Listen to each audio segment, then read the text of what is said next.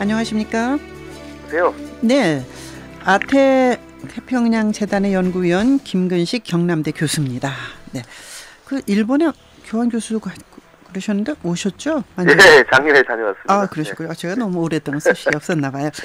그 남북 이번에 고위 그 당국자 접촉 6개 항을 보시면서 어떤 생각을 하셨습니까? 평을 좀 해주시죠.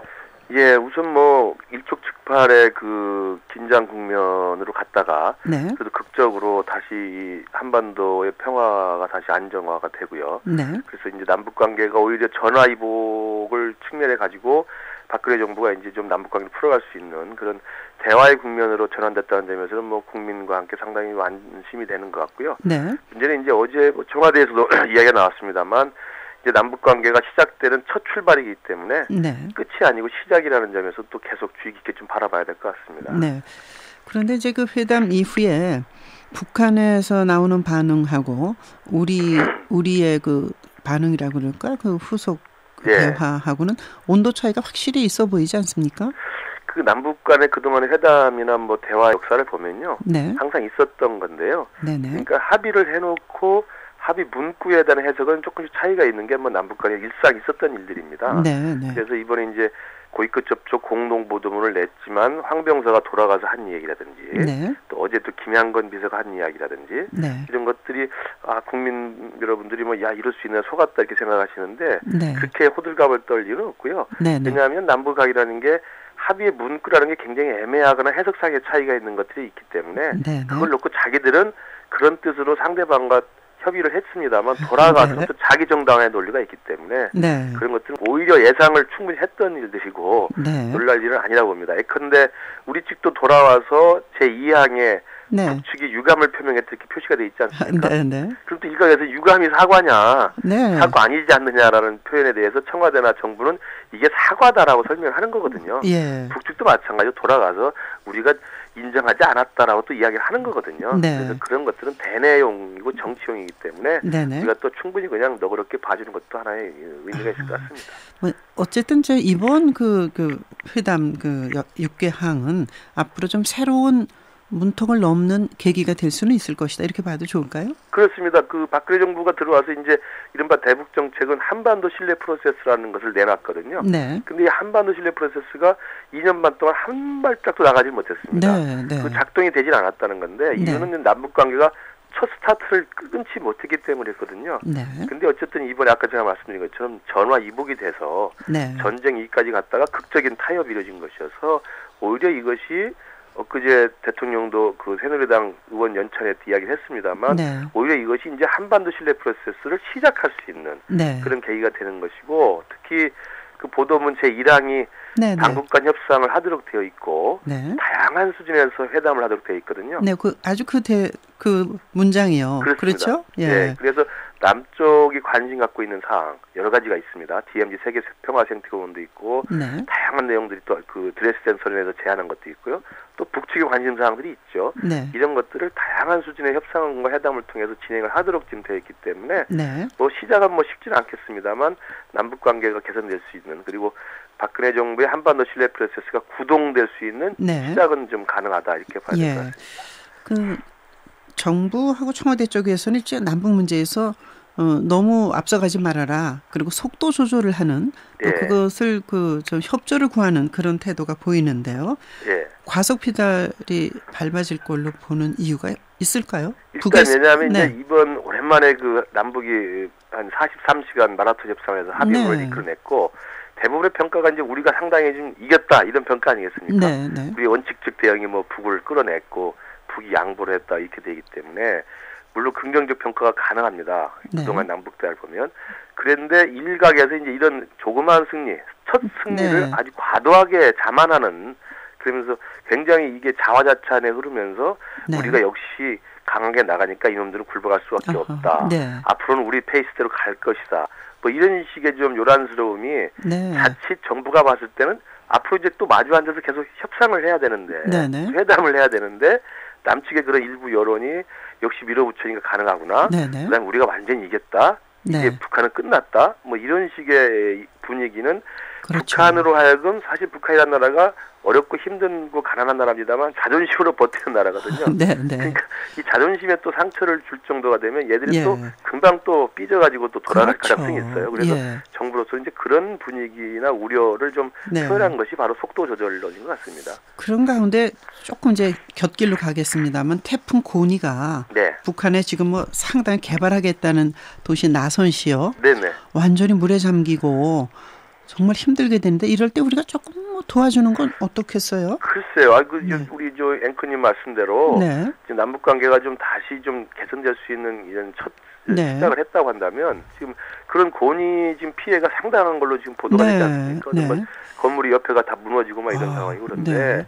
그렇다면 예전에 우리도 지난 정부 때도 북한에부터 용천 폭발 사고라든지 네, 네, 네. 여러 가지 다양한 자연재해가 생기면 우리가 먼저 인도적 지원을 제안하고 그랬거든요. 그랬죠. 북한도 뭐 우리한테 준 적도 있고요. 네. 그래서 이런 기회에 정부가 좀 기민하게 네. 북한의 이 태풍 피해에 대해서 우리가 좀 인도적 차원에서 지원 용의를 밝히는 것도 네. 어렵게 마련된 이 남북대화 국면에 훨씬 더 네. 가속도를 주는 그런 예, 좀 예. 좋은 것 같은데 그건 정부가 좀 고민을 해야 될 거라고 생각이 네. 듭니다.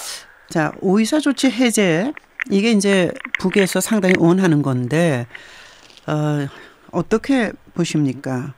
전제 조건이 예. 이번 정도의 유감 표명 정도의 그거라도 있지 않으면 해제할 수가 없다는 게 홍 장관의 어제 국회 답변이었던 것 같은데요. 맞습니다. 그 오이사 조치는 뭐 정부의 입장 자체가 네. 2010년에 이제 천안함 폭침을 계기로 해서 우리 정부가 한 맞대응 조치이기 때문에 그렇죠. 논리적으로 천안함 사태에 대한 북측의 어떠한 조치가 일단 전제가 되어야만 움직일 수 있는 그런 상황입니다. 네, 네. 그렇기 때문에 이게 일방적으로 해제하는 건 사실은 정부의 논리상 있을 수가 좀 없고요. 네. 그렇지만 또 그렇다고 북한이 제가 볼 때는 지금 당장 다음에 후속 협상에서 오이사 조치 해제를 당장 요구하라고 할 것 같지도 않습니다. 아, 네. 계속 잘 알고 있는 것이고요. 그리고 또 오이사 조치를 네. 당장 요구할 경우 남북이 또 그것 때문에 너무 또 지나친 소모적인 논쟁이 되기 때문에 네네. 아마도 이번 고위급 접촉에서도 오이사 조치에 대한 논의가 있었다고 분명히 이야기를 했기 때문에 네. 아마도 후속 회담, 그다음에 네. 그 이락에서 말했던 다양한 수준의 남북 대화, 네네. 그다음에 육항에서 말했던 민간급 교류 활성화라는 게 있잖아요. 네네. 그런 것들을 진행하고 그것이 쌓여가면서 남북 간의 신뢰가 좀 형성이 되고 네. 서로 간에 진행이 되면 이번에 그 지뢰 도발 사건을 이슈로 해서 이번에 고위급 조치를 했듯이 네. 천안함 사태에 대한 북측의 유감 표명을 핵심 쟁점으로 해서 네네. 남북 회담이 열리고 북측이 사과나 유감 표명을 하고 우리가 풀어주는 네네. 이런 식의 아마 수순으로 가는 게 합리적일 거라고 생각이 예. 들고요.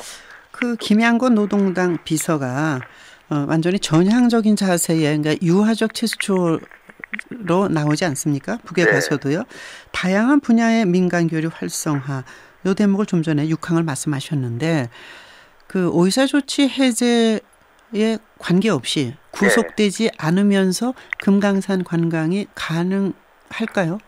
홍 장관의 뉘앙스는 그렇게 저는 들었습니다. 그렇습니다. 이제 오이사 조치 해제와 금강산 관광 재개가 직접 연계된 사안은 아니죠. 네. 아마 어제 홍 장관이 얘기한 이제 그걸 밝힌 것 같고요. 네네. 왜냐하면 오이사 조치는 아까 말씀드린 것처럼 2010년 천안함 사태와 관련된 그렇죠. 거고 네. 금강산은 또 2008년에 박광자 박광자 피격 씨. 사건과 관련된 네. 거기 때문에 별건입니다. 네. 그래서 사실은 별도로 논의할 수밖에 없는 상황이고 그러나 이제 국민 정서상 오이사 조치라는 것이 있는데 또 금강 상황 재개라는 게 하니까 네. 국민 정서상 좀 설명이 좀 필요한 부분이 있겠습니다만 네네. 냉정하게 보면 저는 별건으로 다뤄야 된다고 보고요. 네. 따라서 북측은 아마도 북측의 전략은 오이사의 공식 해제보다는 네. 금강산 재개를 먼저 협상하자고 할 가능성이 큽니다. 네, 돈이 필요하지 않습니까? 그렇습니다. 그리고 우리 입장에서도 금강산 관광 재개에 대해서는 이명박 정부 이후로도 계속적으로 논의를 할 수 있다는 입장을 밝혔기 때문에 네, 네. 그 금강산 관광 재개에 대한 여러 가지 협상을 진행하면서 네. 제가 볼 때는 좀 지혜로운 그 타결점을 찾는 것도 하나의 방법이라고 생각합니다. 네. 이번 그 협상 과정에서 보여준 중국의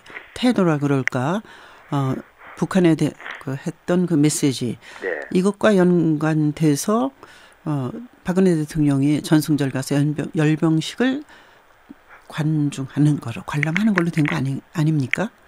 네. 사실은 뭐 북한이 지뢰 도발하고 휴전선에서 이제 긴장 고조됐던 사안이 아주 그 공교롭게도 9월 3일날 전승절 코앞에였기 때문에 그렇죠. 예. 중국으로서는 뭐 자기가 오랫동안 공들여놓은 큰 잔치판이 자칫 이 훼손될 우려가 있어서 아마도 중국이 좀 상당히 발끈했던 것 같고요. 그 중국 입장에서 그렇기 때문에 자기들이 동원할 수 있는 외교적인 카드 네. 또는 상당히 또 간접적이지만 무언의 군사적 카드 네네. 이런 것들을 발동을 하면서 북한에 대한 압력을 좀 가했던 것은 사실인 것 같고요. 네. 그러나 이제 뒤집어 보면 북한 입장에서 중국의 그런 대북 압박이라는 것이 먹힌 측면도 있지만 네. 또 한편에서는 북한 김정은이가 언제든지 한반도에서 또 휴전선에서 군사적 도발과 긴장을 해버릴 경우에 중국이 네. 굉장히 곤혹스럽다는 것을 또 입증한 측면도 있어요. 그렇죠. 그래서 예. 저는 북한과 중국 사이에 그런 기싸움들이 좀 진행이 되고 있는 것 같고 네. 저는 그렇기 때문에 이제 남북 관계도 이제는 개선의 실마리를 풀었다고 한다면 네네. 북중 관계도 이제는 좀 정상화되는 방법을 좀 찾아서 네. 북중 관계에서 으르렁거리는 그 자체가 우리한테 썩 도움이 되는 건 아니거든요. 네. 그래서 저는 이번 기회에 9월 2일 날 박 대통령이 시진핑 주석과 정상회담을 한다면 예. 거기에서 여전한 이야기를 하고 북핵 해법이나 대북한 공조를 하겠지만 네네. 우리 대통령이 좀 대범하게 네. 시진핑 주석에게 북중 관계를 좀 정상화하기를 기대한다. 네. 이런 식의 좀 어른스러운 이야기를 조언하는 것도 저는 하나의 방법이라고 봅니다. 그러니까 중국이 북한을 관리 제어할 수 있는 파워를 계속 갖는 게 그럼요. 우리에게 유리하다 이렇게 보시는 그렇습니다. 거죠. 그것은 북중 관계가 계속 갈등 국면보다는 네. 어떻게든 관계를 정상화해서 서로 간에 대화 소통이 열리는 게 낫거든요. 네. 그 남북 정상회담 가능성 그리고 그렇다면 어떤 전제 조건이나 시기 같은 것을 생각해 볼 수 있을까요? 정상회담의 필요성까지 해서 모아서 말씀해 주십시오. 정상회담은 뭐 항상 남북 관계가 풀리다 보면 많이 이야기 나오는데요. 네. 객관적인 현실로 보면 정상회담은 입구가 아니라 출구여야 됩니다. 네. 그러니까 뭐 지금 당장 우리가 첫 단추를 깨서 이제 첫 네. 발을 내딛는데 네. 정상회담 이야기하는 것은 지나친 과잉 기대고요. 네. 물론 일이 잘 되고 관계가 풀리고 신뢰가 형성되고 이제는 정상회담 해도 되겠다는 조건이 마련되면 네. 남북의 지도자가 누가 정상회담을 마다하겠습니까? 네. 이미 우리 박 대통령도 여기가 있다고 밝혔고 네. 김정은도 뭐 금년 신년사에서 이야기를 했기 때문에 그렇죠. 예. 정상회담은 뭐 가능성이 있습니다만 지금 이야기한 것은 네. 입구에서 지금 출구를 찾는 격이기 때문에 아하. 추후에 논의하는 것이 바람직하다 이렇게 생각합니다. 예.